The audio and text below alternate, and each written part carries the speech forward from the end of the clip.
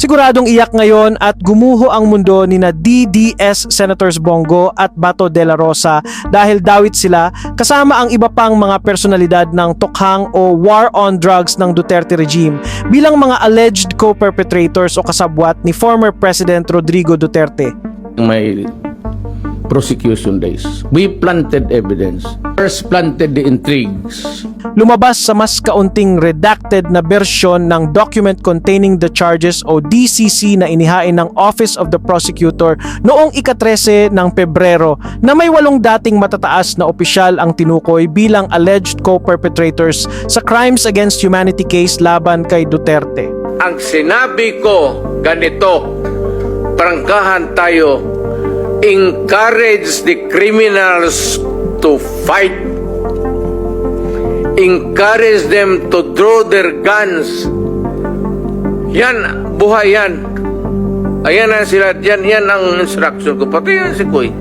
Encourage, pati yan si De La Rosa, encourage them lumaban. Pagka lumaban, patayin ninyo para matapos na ang problema ko sa siyudad ko. Sa 16-page filing, inaakusahan si Duterte ng indirect co-perpetration, pag-uutos at aiding and abetting sa pagpatay ng hindi bababa sa 78 na individual sa ilalim ng kanyang war on drugs mula 2011 until 2019. May operation of Lontokhang. Ayon sa ICC prosecutors, may umano'y common plan para i-neutralize ang mga pinaghihinalaang kriminal, lalo na ang may kaugnayan sa droga, gamit ang mararahas na paraan kabilang ang murder. Noong na-presidente ako, ganun rin sa command conference. Diyan sa Malacanang.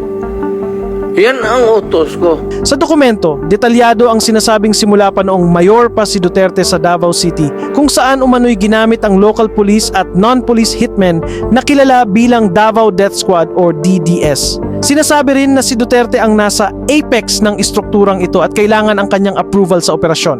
I'm sorry to tell you, I'm sorry to express to the nation.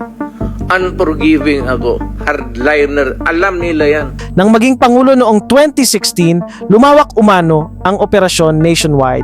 Ayon sa filing, ilan sa mga co-perpetrators ay inilagay sa matataas na posisyon gaya ni De La Rosa bilang PNP chief at ni Go bilang special assistant to the president at umano'y nagtatag ng national network para ipagpatuloy ang operasyon sa buong bansa.